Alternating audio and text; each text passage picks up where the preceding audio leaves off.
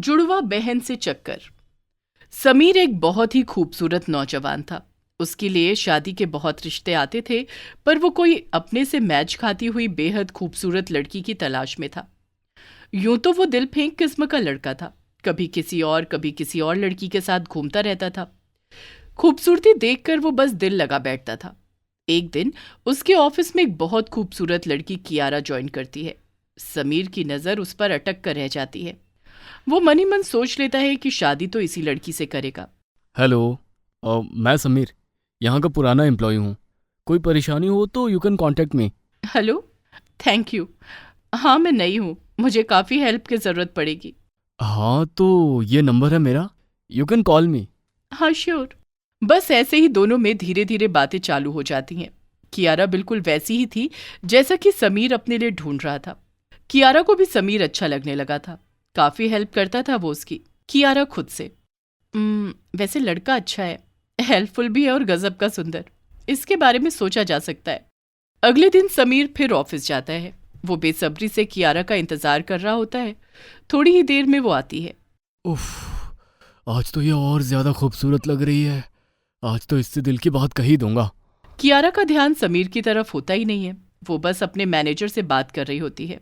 हैं? ये इससे क्या हो गया? इसने अभी तक मुझे देखा तक नहीं। थोड़ा पास जाता हूँ। वो कियारा के पास घूमने लगता है। थोड़ी देर में कियारा उसको नोटिस करती है।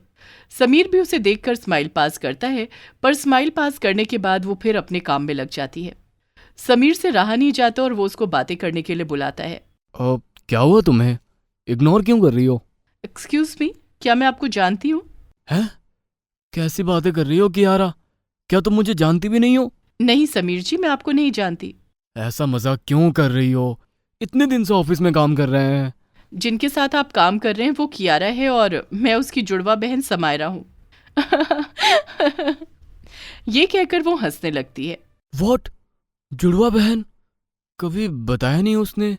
कभी इस बारे में बात नहीं हुई होगी। ठीक है, चलिए अभी मुझे थोड़ा काम है। आज कियारा आएगी नहीं, पर उसने मुझे एक फाइल लेने भेजा था। मेरा काम हो गया, मैं जाती हूँ। वो समीर को बाय कहकर चली जाती है और समीर सोच में पड़ जाता है। ये तो कियारा से बहुत ही ज्यादा सुंदर है। अब मैं क्या करूं? मुझे तो ये ज्यादा अच्छी लग रही है। अब लगता है कियारा से बात करनी पड़ेगी। अगले दिन जब समीर कियारा को देखता है तो वो उससे बात करने जाता है, पर उससे पहले कियारा उससे बात करने आती है। हाय समीर, मुझे कुछ कहना था। हाँ, मुझे भी कुछ बात करनी थी। समीर, मैं तुमसे शादी करना चाहती हूँ। मैंने घर पर बात कर ली, सब राजी हैं। हैं? क्या शादी? तुमसे? क्यों, तुम नहीं करना चाहते? तुमने तो हमेशा मुझे ऐसा ही फील करवाया कि तुम भी मुझे पसंद करते हो। हाँ करता तो हूँ, पर परवर कुछ नहीं, बस तुम अपनी मम्मी को लेकर आओ और हम कल ही एंगेजमेंट कर लेंगे। समीर कियारा को ना कर ही नहीं पाता, क्योंकि उसने अपने मम्मी पापा से भी उसी के बारे में बात की थी। पर उसका मन अब समायरा पर आ चुका होता है। जल्द ही कियारा और समीर की शादी हो जाती है। समीर लेकिन खुद को मना नहीं पाता और उसकी नजरें हमेशा समायरा को ढूंढती रहती हैं। क्या बात है जीजू, किसे ढूंढ रहे हैं? हाँ, वो ये बात बहुत ही अनोखे अंदाज में ताना मारते हुए कहती है। मत कहो मुझे जीजू। जब तुम्हें समझ आ गया था कि मैं तुम्हें पसंद करने लगा हूँ और बोलनी थी, और मुझे ये भी पता है कि तुम भी मुझे पसंद करती हो। मेरी बहन आपको पसंद करती है, मैं कैसे कुछ कहती। मेरा मन तुम्ही से लगेगा। आओ मेरे पास, कुछ बातें करनी है। नहीं नहीं, कोई देख लेगा। अरे कोई नहीं देखेगा, हम वैसे भी जीजा साली है, कोई शक नहीं करेगा। और होता भी यही है। वो रिश्ते की आड़ में अपनी प्यार भरी बातें चालू रखते हैं और किसी को कोई शक नहीं होता। अरे भाई क्या बात है, सारा दिन जीजू से ही चिपकी रहती हो। अरे वो हैं ही इतने हैंडसम, बस रहा नहीं जाता देखे बगैर। इस बात पर कियारा को गुस्सा आ जाता है। ये क्या तमीज है बोलने की, कुछ रिश्ते का लिहाज करो। अरे बच्ची है भाई, इतना क्या बिगड़ रही हो? ऐसे ही बोल दिया उसने। ये कहकर समीर उसे अंदर भेज देता है। पर धीरे धीरे समीर और समायरा की नजदीकियां बढ़ने लगती हैं। शादी के बाद समीर कियारा का काम तो छुड़वा देता है। अब समीर और समायरा ऑफिस में भी साथ रहने लगते हैं। कियारा घर पर अकेली होने लगती है। वो जब भी दोनों में से एक को फोन मिलाती थी वो एंगेज आता था। एक दिन घर पर कियारा की तबीयत खराब हो जाती है। वो दोनों को बहुत फोन करती है, पर दोनों का फोन उठता ही नहीं है। रात को जब दोनों घर आकर देखते हैं तो ताला लगा होता है। पड़ोस से पता चलता है कि तबीयत ज्यादा खराब हो गई थी तो हॉस्पिटल में एडमिट करवाया गया। अरे तुमने फोन क्यों नहीं किया? अपना फोन देखो, इतने फोन किए मैंने दोनों को, एक ने भी फोन नहीं उठाया। मुझे पड़ोसी के साथ यहाँ आना पड़ा। अच्छा चलो अब घर चलो, अब हम ध्यान रखेंगे तुम्हारा। समायरा, आज जो हुआ वो फिर नहीं होना चाहिए। ये सही नहीं हुआ। हमें थोड़ी एहतियात बरतनी होगी। हाँ बिल्कुल सही। वो दोनों थोड़े दिन दूरी बनाए रखते हैं, पर कियारा को शक हो चुका था और उनका ऐसा बर्ताव देखकर उसे और शक होता है। एक दिन समीर और कियारा घर पर अकेले होते हैं। पास बैठो ना समीर, कितने दिन हो गए हमें साथ बैठे हुए, आओ कोई मूवी देखते हैं। अरे मैं बहुत थका हुआ हूँ, तुम देख लो। थोड़ी देर पास तो बैठो, वैसे ही समायरा रहती है सारा दिन साथ में। मैं सोच रही हूँ उसको मम्मी के पास भेज दूँ थोड़े दिन, जिससे हमें टाइम मिल सके। ये सुनते ही समीर एकदम से सकपका जाता है। अरे नहीं नहीं, उसे मत भेजो। तुम्हारा कामकाज में हाथ तो बटा ही देती है। घर में रहेगी तो काम में हाथ बटाएगी ना। सारा दिन तो वो और तुम ऑफिस में लगे रहते हो, पता नहीं क्या करते हो रात रात तक। इतना कहकर वो गुस्से में उठकर चली जाती है। समीर को उसकी बातों का कोई फर्क नहीं पड़ता, क्योंकि उसके दिल में समायरा ही बसी हुई थी। वो मन ही मन कियारा को छोड़कर समायरा के साथ घर बसाने का सोच रहा था। समायरा भी इसके लिए तैयार ही थी। इतनी ही देर में समायरा, जो कहीं बाहर गई हुई थी, घर आती है और किचन में पानी पीने जाती है। समीर उसे पीछे से पकड़ लेता है। कहाँ चली गई थी तुम? इतनी देर से इंतजार कर रहा हूँ तुम्हारा। तुम्हारी उस बहन ने बोल बोल कर मेरा दिमाग खराब कर दिया। मुझे बहुत नींद आ रही है, सोने जा रही हूँ। समीर भी कुछ नहीं कहता। वो इन दो जुड़वा बहनों के बीच में फंस गया था। सुबह फिर समीर समायरा से बात करने जाता है। वो अपने किसी दोस्त के साथ मिलने का प्लान बना रही होती है। अरे उसके साथ क्यों प्लान बना रही हो? हमारा आज का प्लान था ना बाहर जाने का। कल भी रात को मैं आया किचन में बात करने, तुम सोनी चली गई। कल? कल रात किचन में? कल रात तो मैं घर आई ही नहीं, मैं तो अभी सुबह आई हूँ। ये कहकर वो तैयार होने चली जाती है और समीर की सिट्टी पिट्टी गुम हो जाती है। इतनी ही देर में कियारा वहां आकर खड़ी हो जाती है। समीर उसको शर्म भरी नजरों से देख रहा होता है। हाँ, वो किचन में मैं थी। मुझे पता तो था कुछ ना कुछ चल रहा है, बस रंगे हाथों पकड़ना था और अब मुझे सब पता चल गया है। कियारा, मैं और समायरा बहुत समय से सोच रहे थे तुम्हें बताने की। हम दोनों शादी करना चाहते हैं। ये सुनकर कियारा हंसने लगती है। जिस समायरा से तुम शादी के सपने देख रहे हो ना, और जिसके लिए तुमने मुझे धोखा दिया है, वो अभी तुम्हारे ही सामने अपने नए बॉयफ्रेंड से मिलने गई है, जिससे वो शादी करना चाहती है। ये सुनते ही समीर कियारा से माफी मांगने लगता है। समीर, तुम्हारा धोखा तुम्हें मुबारक। मैं भी जा रही हूं अपने घर। जुड़वा बहनों से चक्कर चलाने के चक्कर में समीर अकेले रह जाता है। बौनी लड़की की शादी। कविता नाम की एक बौनी लड़की अपने गरीब माता पिता आलोक और दामिनी के साथ एक छोटे से घर में रहती है। कविता की उम्र तो 30 साल थी, पर उसकी हाइट 10 साल के बच्चे इतनी छोटी थी, जिसके चलते अब तक उसकी शादी नहीं हो पा रही थी। ये देखकर उसके माता पिता भी उसे हिकारत भरी निगाहों से देखने लगे थे। एक दिन कविता अपने घर में बर्तन धो रही थी। सुनो ए बिटकी, ये पैसे ले और बाजार से ताजी वाली सब्जी ले आ। माँ, सवेरे से एक जैसे घर का काम कर करके थक गई हूं मैं, आप ही ले आइए ना सब्जी। अपनी बकवास बंद कर और ये पैसे लेकर बाजार से सब्जी ले आ, वरना तुझे मार मार कर इस घर से हमेशा के लिए बाहर निकाल दूंगी मैं। पता नहीं कहां से तू मनहूस हमारे घर में पैदा हो गई। ना तेरी शादी हो रही है, ना तेरे लिए कोई रिश्ता आ रहा है, बस हम पर बोझ बनकर बैठी है तू। पिताजी देखिए ना, माँ मुझे मनहूस कह रही है। क्या मैं आप पर बोझ हूँ पिताजी? अरे कविता, तू तो हम पर इतना बोझ बनकर बैठ चुकी है कि तेरे कारण हमें बाहर निकलने में भी शर्म आ रही है। हर कोई हमें तेरे ही ताने दे रहा है। अरे अगर शादी नहीं हो रही तेरी, तो जाकर कहीं मर जा चुल्लू भर पानी में डूबकर। क्यों अपने माता पिता को परेशान करने पर तुली है? एक तो गरीबी हमें जीने नहीं दे रही, और ऊपर से तेरी शादी की चिंता हमें सोने नहीं दे रही। अपने माता पिता की ऐसी कड़वी बातें सुनकर कविता की आंखों में आंसू आ जाते हैं। कविता के साथ ये रोज का था। उसके माता पिता इसी तरह उसे बुरा भला कहते थे। देखते ही देखते दिन गुजरते गए। कविता की अपने ही घर में हैसियत एक नौकर की तरह हो चुकी थी। एक दिन अचानक घर में किसी बात को लेकर आलोक और दामिनी कविता को खूब खरी खोटी सुनाते हैं। ये देखकर कविता गुस्से में घर से बाहर एक दरिया के पास जाकर खड़ी हो जाती है। आखिर क्यों भगवान जी, क्यों मेरे जीवन में इतने दर्द क्यों लिखे हैं आपने? क्यों मेरे अपने ही माता पिता मेरे दुश्मन बन चुके हैं? क्यों मेरी हाइट इतनी छोटी है? क्या बौने लोगों के साथ इस संसार में ऐसे ही बर्ताव किया जाता है? क्यों मुझसे कोई प्यार नहीं करता? मेरे कारण मेरे माता पिता को कितनी परेशानियों का सामना करना पड़ रहा है। मैं अपने माता पिता को और दुखी नहीं देखना चाहती, इसीलिए मैं अपने आप को खत्म कर दूंगी मैं अपने आप को। कविता जैसे ही दरिया में कूदने लगती है, तभी वहां एक रमेश नाम का लड़का आता है और वो भी जैसे ही दरिया में कूदने लगता है, तभी वो कविता को देखकर रुक जाता है और कविता रमेश को देखकर रुक जाती है। कौन हो तुम और दरिया में क्यों कूद रहे हो? मैं अपनी जान दे रहा हूँ, मिटा देना चाहता हूँ मैं अपने आप को। तुम क्यों मरना चाहते हो? हम्म? तो जी कर क्या करूं? हाँ, बेरोजगारी के चलते बरसों से मेरी शादी नहीं हो रही है। ये देखकर मेरे ही अपने ही परिवार वाले मुझे हिकरत भरी निगाहों से देखने लगे हैं। सब मुझे हर समय ताने दे रहे हैं। अरे ऐसी जिंदगी से तो मौत अच्छी है। पर तुम क्यों दरिया में कूद रही थी? तभी कविता भी अपनी बॉनी हाइट और अपने जीवन के दुखों के बारे में रमेश को बताती है।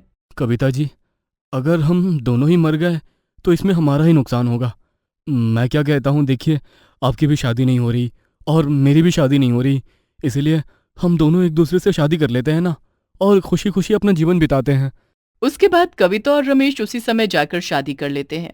कविता के माता पिता ये देखकर बहुत खुश होते हैं। तभी रमेश बॉनी कविता को लेकर अपने घर आता है। रमेश के परिवार में उसके माता पिता सुजाता, दर्पण और बड़ा भाई अजीत और भाभी कोमल थी। रमेश के परिवार वाले जब रमेश और कविता को शादी के बंधन में देखते हैं तो उनके होश उड़ जाते हैं। ये सब क्या है रमेश? तुमने इस छोटी बच्ची से शादी कर ली? माँ, इसका नाम कविता है, इसकी हाइट बॉनी है, अब ये मेरी पत्नी है। मैंने कविता से शादी कर ली है। चलो कविता, मैं तुम्हें अपना कमरा दिखाता हूँ। रमेश कविता को अपने कमरे में लेकर चला जाता है। चलो, कम से कम रमेश की शादी तो हो गई। बरसों से तो इसकी शादी नहीं हो पा रही थी, अब तो रमेश कुछ काम करेगा। सवेरे के समय बॉनी कविता अपने कमरे से बाहर आती है। माँ जी, मैं क्या काम करूं? तुझे काम आता है कोई? हाँ माँ जी, मुझे सब काम आता है। अच्छा तो ठीक है, जा रसोई में जाकर आज का खाना तू ही बना। तभी कविता रसोई में आती है और फटाफट खाना बनाने लगती है। थोड़े समय बाद कोमल रसोई में आती है। खुशबू तो बड़ी अच्छी आ रही है खाने की। ये बॉनी कविता इतना अच्छा खाना बनाती है। अगर इसका स्वादिष्ट खाना माँ जी को पसंद आ गया तो ये बॉनी तो माँ जी की नजरों में महान बन जाएगी और फिर इसी के चर्चे चलेंगे इस घर में। नहीं नहीं नहीं नहीं नहीं नहीं नहीं, मैं ऐसा नहीं होने दूंगी। कोमल रसोई में आती है, तभी कविता किसी काम से रसोई से बाहर चली जाती है।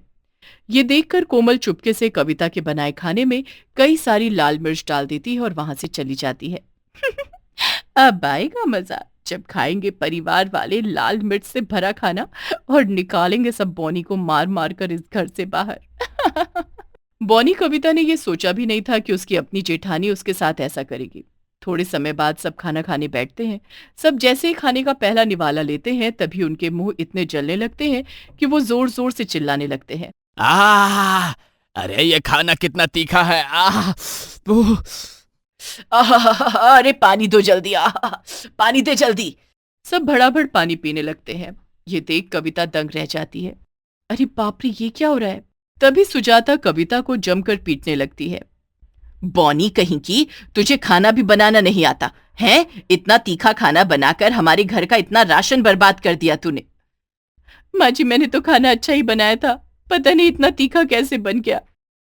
कविता, खाना अपने आप तीखा नहीं बनता। यहाँ मेरे पति इतनी मेहनत से पैसा कमाते हैं और तू आते ही हमें ऐसे ही बर्बाद कर रही है। उसके बाद सुजाता कविता को खूब खरी खोटी सुनाती है। थोड़े समय बाद कविता घर की सफाई कर रही थी। तभी कोमल पीछे से आती है और एक कांच का गमला नीचे फेंक कर वहां से भाग जाती है। तभी ये आवाज सुनकर सुजाता अपने कमरे से बाहर आती है। वो जब देखती है कि उसका महंगे वाला कांच का गमला जमीन पर टूटा हुआ पड़ा था, ये देखकर सुजाता गुस्से में आग बबूला हो जाती है। बॉनी कहीं की, मेरा इतना महंगा गमला तोड़ दिया तूने। नहीं नहीं माँ जी, मैंने नहीं फेंका इसे, ये अपने आप ही गिरकर टूट गया। झूठ की भी हद होती है, मनहूस कहीं की, जब से तू इस घर में आई है हमें बर्बाद करने पर तुली है तू। सुजाता गुस्से में आकर कविता को एक चाटा मारकर अपने कमरे में चली जाती है। ये देखकर कविता रोने लगती है और घर के काम में लग जाती है। अरे ये माँ जी ने इस बॉनी कविता को मार मार कर घर से बाहर क्यों नहीं निकाला? कोमल कैसे भी करके बॉनी कविता को अपने घर से निकालना चाहती थी, इसीलिए वो जानबूझकर कविता को सुजाता की नजरों में गिराना चाहती थी। देखते ही देखते दिन गुजरते गए। कविता जब भी कोई काम करती थी तो कोमल उसका हर काम उल्टा करके चली जाती थी। जिसके बाद सुजाता कविता को खूब खरी खोटी सुनाती थी। एक दिन सवेरे, सुन ओए बॉनी कहीं की, देख मेरे ये सोने के नेकलेस का ये हुक टूट गया है, इसे ज्वेलरी की दुकान से ठीक करवा कर ले आ, संभाल कर ले जाना इसे, पूरे 50,000 रुपए का नेकलेस है ये। नेकलेस कविता को देकर सुजाता अपने कमरे में चली जाती है। रसोई में गैस शुरू है, अब उसे बंद करके आती हूँ। कविता उस नेकलेस को एक थैली में रखती है और उस थैली को वहीं टेबल पर रखकर रसोई में गैस बंद करने चली जाती है। उतने में कोमल चुपके से वहां आती है और उस थैली से सोने के नेकलेस को निकालकर थैली में खाली नेकलेस का बॉक्स रखकर अपने कमरे में चली जाती है। तभी कविता रसोई से आकर उस थैली को लेकर बाहर चली जाती है। अब आएगा मजा, जब माँ जी को पता चलेगा कि उनकी बौनी बहू ने उनका इतना कीमती सोने का नेकलेस गुमा दिया। ये सुनकर तो माँ जी पक्का इस बौनी कविता को मार मार कर हमेशा के लिए इस घर से बाहर निकाल देंगी। इधर कविता ज्वेलरी शॉप पर जब वो बॉक्स खोलकर देखती है तो उसमें नेकलेस नहीं था। अरे बाप रे, इसमें का नेकलेस कहाँ चला गया, इसी में तो था। कविता वहीं आसपास नेकलेस तलाश करने लगती है। अब मैं क्या करूं, माँ जी तो मुझे पक्का जान से मार देंगी, कहीं घर पर तो नहीं गिर गया कहीं। बौनी कविता दौड़ते हुए अपने घर आती है और घर में इधर उधर नेकलेस तलाश करने लगती है। तभी कोमल, सुजाता, दर्पण, रमेश सब मिलकर वहां आते हैं। ये देखकर कविता रोते रोते सबको नेकलेस के गायब होने की बात बताती है। ये सुनकर सुजाता के होश उड़ जाते हैं और वो कविता को बेरहमी से मारने लगती है। बिटकी कहीं की, तुझे पहले ही कहा था नेकलेस को संभाल कर ले जाना, फिर भी तूने उसे गुमा दिया। पता है कितना महंगा नेकलेस था वो, आज तो मैं तेरी जान ले लूंगी। सुजाता कविता को मारने लगती है कि तभी अजीत अपने कमरे से अपनी माँ का वो नेकलेस अपने हाथ में लेकर बाहर आता है और अपनी माँ को वो नेकलेस देता है। अजीत बेटा, ये नेकलेस तुम्हारे पास कहाँ से आया? माँ, इस बौनी कविता की कोई गलती नहीं है। ये नेकलेस चोरी आपकी बड़ी बहू कोमल ने किया था। मैंने खुद इसे नेकलेस चुराते हुए देखा था। कोमल इस बेचारी कविता को इस घर से निकालने में लगी थी। मैं काफी दिनों से कोमल की हरकत देख रहा था। वह हर बार जानबूझकर इस कविता के हर काम को उल्टा कर रही थी, पर मैंने कुछ नहीं कहा कि जाने दो, कोमल सुधर जाएगी। और जब कोमल के कारण इस बेचारी कविता पर इतना बड़ा आरोप लग रहा है तो मुझसे रहा नहीं गया। ये सुनकर सुजाता और सबके होश उड़ जाते हैं। तभी सुजाता कोमल को खूब खरी खोटी सुनाती है। ये देखकर कोमल रोते रोते सुजाता और कविता से माफी मांगती है। मुझे माफ कर दीजिए माँ जी, मुझे इस घर से मत निकालिए, मुझसे गलती हो गई। कविता, कविता मुझे माफ कर दे, मैं आज के बाद कभी तुझे परेशान नहीं करूंगी। उसके बाद सब कोमल को माफ कर देते हैं, जिसके बाद कोमल, कविता और सबके साथ एक हंसता खेलता जीवन बसर करने लगी।